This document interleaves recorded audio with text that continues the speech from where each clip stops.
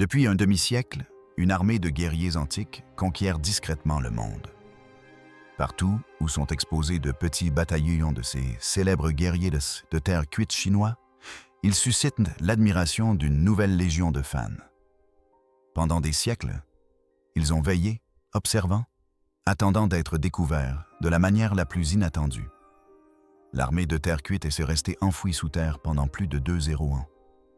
Mais en 2025, l'intelligence artificielle, IA, s'est révélée être un outil encore plus puissant que prévu. Une analyse par IA a révélé des secrets de la dynastie Qin insoupçonnés. Et ces découvertes ont bouleversé toutes nos certitudes sur cette cité antique de Chine. Et si l'armée de terre cuite n'était pas qu'un symbole? L'armée de terre cuite de Xi'an est incroyable par son ampleur, sa complexité et son importance historique. Plus de 8 guerriers ont été mis au jour à ce jour, mais leur importance stratégique reste à démontrer.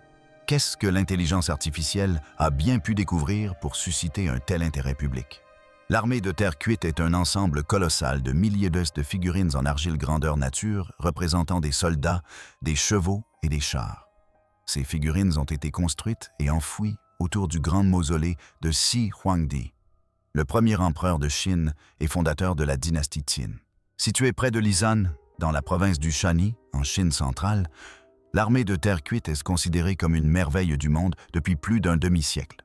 Ces guerriers en bois, grandeur nature, étaient placés de manière si stratégique autour du mausolée que beaucoup pensent qu'ils veillent sur la tombe ou servent leur souverain dans l'au-delà. Cette théorie n'est peut-être pas si farfelue, car l'empereur Xiangdi, durant son règne, était désespérément en quête d'immortalité.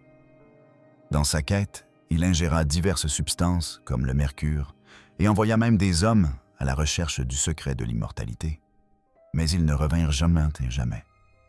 Xiangdi décida donc que s'il ne devait pas vivre éternellement sur Terre, autant se préparer à régner également sur l'au-delà. Et pour cela, il avait besoin d'une armée qui l'accompagnerait de cette vie à l'autre, dans l'au-delà, le premier empereur de Chine. Xi Huangdi, également connu sous le nom de Shu Huangdi, fut le roi de l'État de Xin, qui unifia la Chine en 221 avant notre ère. Xi Huangdi signifie « premier empereur » et désigne son titre et non son nom propre. Il fonda également la dynastie Qin qui donna son nom à la Chine. Il régna comme premier empereur de Chine jusqu'à sa mort en 210 avant notre ère. Bien que son règne fût court, il fut riche en événements. La plupart d'entre eux furent suffisamment tristement célèbres pour lui valoir une réputation durable d'empereur avide de pouvoir. On lui attribue la construction de la grande muraille de Ranhan de Chine. Mais son règne fut également marqué par la destruction des livres. Des milliers d'œuvres littéraires et philosophiques furent détruites, notamment celles qui s'opposaient à son règne. L'empereur était particulièrement obsédé par l'acquisition de l'immortalité. Ainsi, outre la construction d'un palais magnifique, il était constamment en quête d'immortalité. Nul doute que le fait d'avoir survécu à 3 tentatives d'assassinat au cours de sa vie contribua à renforcer cette motivation. Les scientifiques furent chargés de découvrir des élixirs prolongeant la vie.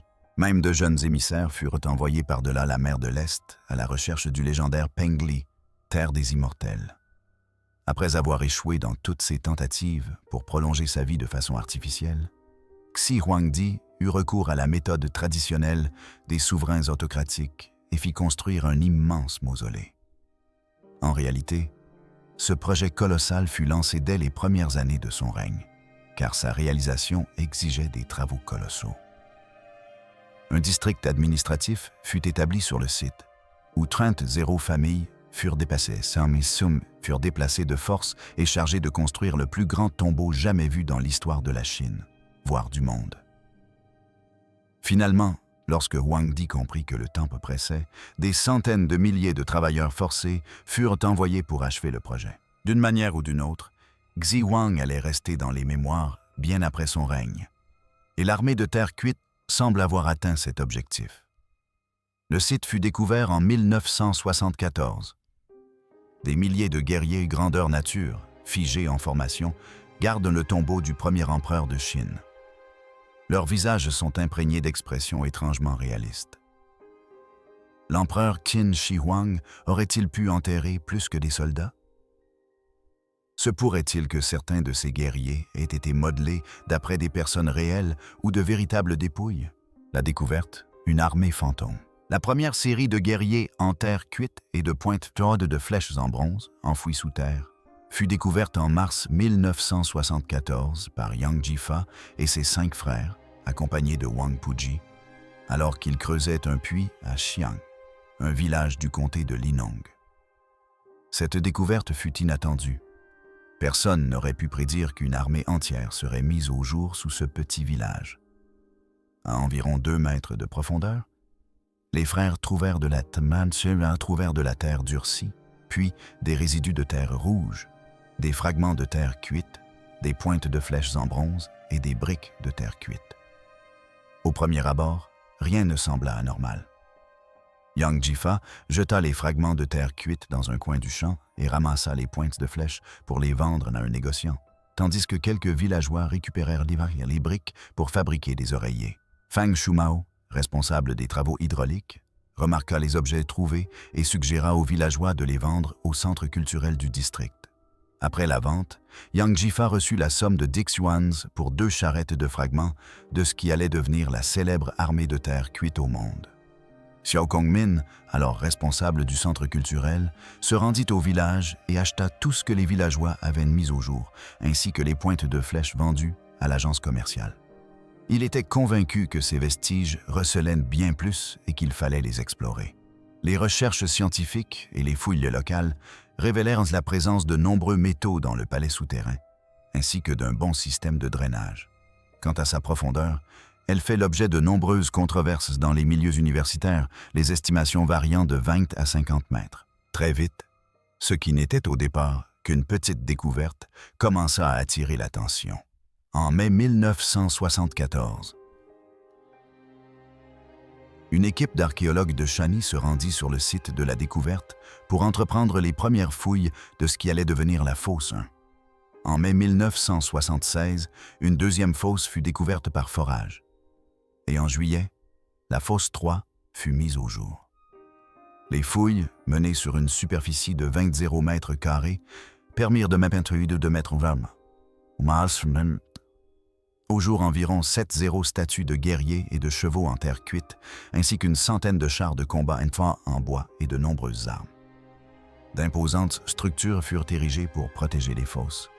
La première fut achevée en 1979. En 2008, environ 6 fosses avaient été découvertes, certaines à quelques kilomètres du tombeau de l'empereur Qin Shi Huang. Ces figurines militaires réalistes offrent un aperçu unique de l'art de la guerre dans la Chine antique. Des armes aux armures, en passant par la mécanique des chars et les structures de commandement, Xi Huang aspirait désespérément à l'immortalité. Et finalement, son armée de terre cuite, forte de plus de 7 guerriers, 6 chevaux et 5 chars, lui a permis d'obtenir la victoire, du moins dans l'histoire. Aujourd'hui, le site du mausolée est inscrit au patrimoine mondial de l'UNESCO, même si la tombe elle-même n'a pas encore été fouillée. Quel secret recèle cette chambre scellée, jamais foulée par aucun être humain?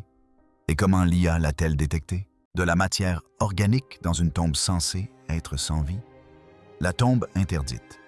Le mausolée de Qin Xiang est le complexe funéraire construit pour Qin Shang, le premier empereur de la dynastie Qin de Chine. Situé dans l'actuel district de Linong, le tombeau fut construit pendant plus de 38 ans, de 246 à 28 avant J.C., et se trouve sous un tumulus funéraire de 76 mètres de haut en forme de pyramide tronquée. Ce mausolée est si imposant que son plan est calqué sur celui de Qianyang, capitale de la dynastie Qin, divisée en ville intérieure et ville extérieure. À l'intérieur de ce célèbre tombeau historique se trouve une chambre funéraire abritant le sarcophage et des objets funéraires, qui constituent le cœur du complexe architectural du mausolée. Bien que le tombeau lui-même n'ait pas encore été fouillé, des fouilles archéologiques sont en cours sur les différents sites funéraires qui l'entourent. Ces fouilles ont révélé l'armée de terre cuite, enfouie à l'est du tumulus. Cette armée, qui servait de garnison au mausolée, n'a pas encore été entièrement dégagée. Il semblerait que le plan de Xu Huang fonctionne. Même après sa mort, ses soldats ont protégé sa dépouille. Ce complexe funéraire de Qin Shuang constitue en réalité une petite partie de l'empire et du palais de l'empereur, avec le tumulus en son centre. Il est composé de 2 enceintes, l'une intérieure et l'autre extérieure, entourant le tumulus. De nombreuses fosses contenant des figurines et des artefacts ont été découvertes à l'intérieur et à l'extérieur de ces enceintes. À l'ouest, à l'intérieur de l'enceinte, des chars et des chevaux en bronze ont été mis au jour. À l'intérieur du mur intérieur, on a également trouvé des figurines en terre cuite représentant des courtisans et des bureaucrates au service de l'empereur. À l'extérieur du mur intérieur, mais à l'intérieur du mur extérieur, on a découvert des fosses contenant des figurines en terre cuite d'artistes et d'hommes forts, ainsi qu'une fosse renfermant une armure de pierre. Au nord du mur extérieur se trouvait le parc impérial, orné de grues, de cygnes et de canards en bronze, accompagnés de groupes de musiciens. À l'extérieur des murs extérieurs, on a également mis au jour les écuries impériales où de véritables chevaux étaient enterrés, avec des figurines en terre cuite de palefreniers agenouillés à leurs côtés. Et c'est là que les choses deviennent intéressantes. À l'ouest, on a découvert des charniers pour les ouvriers contraints de construire le mausolée. Ce qui était censé être un site funéraire entièrement en bois s'est avéré abriter en réalité une fosse commune des ouvriers qui avaient construit le tombeau. Selon certaines sources, l'empereur craignait que les ouvriers, ayant participé à la construction du tombeau et à la pose des pièges, ne divulguent un jour les informations relatives à son plan et aux secrets qu'il recelait. Il ordonna donc que le tombeau soit scellé, les enterrant vivants. Le tumulus lui-même demeure en grande partie inexploré, mais plusieurs techniques ont été employées pour sonder le site. Le palais souterrain a été localisé au centre du tombeau. Les prospections archéologiques et les études d'anomalies magnétiques indiquent non seulement la présence d'un mur d'enceinte de 4 mètres de haut, mesurant 460 mètres du nord au sud et 390 mètres d'est en ouest, mais aussi qu'il s'est construit en briques et constitue le mur du palais souterrain. L'empereur semble s'être fait construire une forteresse. Des passages en pente mènent aux 4 murs, et le passage ouest du tombeau est relié à une fosse où ont été découverts les chars et les chevaux de bronze. La chambre funéraire mesure 80 mètres de long d'est en ouest, 50 mètres du nord au sud et environ 15 mètres de haut. On ignore cependant la profondeur exacte du palais et ce sujet fait l'objet de nombreux désaccords au sein de la communauté scientifique. Cependant, certaines estimations varient entre 20 et 50 mètres. Selon les explorations scientifiques et les fouilles partielles, une quantité importante de métal est également présente à l'intérieur du palais souterrain, doté d'un excellent système de drainage. Des rapports indiquent ainsi même que lors de la construction du tombeau, les archéologues auraient atteint la nappe phréatique, dont la profondeur serait estimée à 30 mètres. Un barrage souterrain et un système de drainage ont également été découverts. Cela explique pourquoi le tombeau n'a pas été inondé par les sénaux des eaux souterraines. Ceci témoigne d'un haut niveau de savoir-faire technique pour l'époque de sa construction. Des niveaux élevés de mercure ont été détectés dans la zone du tumulus funéraire, ce qui corrobore le récit de l'historien chinois Sima Qian, selon lequel le mercure était utilisé pour simuler les cours d'eau et les mers dans le mausolée du premier empereur Qin. Cependant, certains chercheurs pensent que si le palais souterrain était fouillé, le mercure deviendrait rapidement volatile. Ils découvrent également les têtes des guerriers ciblés. L'équipe archéologique arrive sur place et entreprend des fouilles. Une étude préliminaire du mercure enfoui dans le mausolée du premier empereur Qin, publiée dans le volume 7 de la revue Archaeology, indique que lors des mesures de la teneur en mercure du sol, un point de prélèvement a atteint un 440 parties par milliard. Les 53 autres points présentaient une teneur moyenne d'environ 205 parties par milliard. Il est également avancé que cette teneur en mercure serait due à une pollution industrielle locale. Les annales du comté de Linong rapportent qu'entre 1978 et 1980, une enquête générale menée auprès de travailleurs exposés au benzène, au mercure et au plomb a révélé que plus de 0 personnes avaient été intoxiquées. En décembre 2012, il a été annoncé que les vestiges d'un palais impérial de grande taille avaient été découverts sur le site. D'après ces fondations, Ce palais à cour intérieure mesurait environ 690 mètres de long et 250 mètres de large, couvrant une superficie de 170 m², soit près d'un quart de la taille de la cité interdite, le palais impérial de Pékin. Le palais souterrain comprenait 18 maisons à cour et un bâtiment principal qui les surplombait. Les archéologues fouillent l'une des fondations depuis 2010. Depuis, ils ont découvert des murs, des portes, des chemins de pierre, des tessons de poterie et des éléments de maçonnerie. Mais leurs recherches ne sont pas terminées. Ce qui a tout changé, c'est l'utilisation de l'intelligence artificielle. Le scan qui a tout bouleversé. Grâce à de récentes recherches archéologiques, les scientifiques ont recours à de nouvelles technologies pour étudier la célèbre armée de terre cuite chinoise, notamment l'intelligence artificielle. Lors des fouilles, les archéologues ont découvert des vestiges endommagés et les experts tentent d'en déterminer la cause. Ces analyses archéologiques ont révélé ce qu'ils pensent être une rare statue grandeur nature d'un officier supérieur. Cette statue est unique en son genre. Cette figurine richement ornée est seulement la 10e de ce type parmi les milliers de statues de terre cuite mises au jour sur le site. Selon Xuan, Janice Lee, archéologue à l'Université d'Oxford et ancienne archéologue principale au musée du site du mosquée de l'empereur Qin Shi Huang, a déclaré que les ornements des officiers supérieurs témoignent de leur statut exceptionnel. Le style et la couleur de ces ornements reflétaient le goût esthétique et les symboles de statut social de l'époque. La figurine a été découverte aux côtés des vestiges de 2 chars, de 3 chevaux en terre cuite et de 2 autres figurines. Cette découverte a permis de mieux comprendre l'organisation de l'armée antique à cette époque. Cette figurine en terre cuite était unique en son genre. Il s'agissait d'un commandant.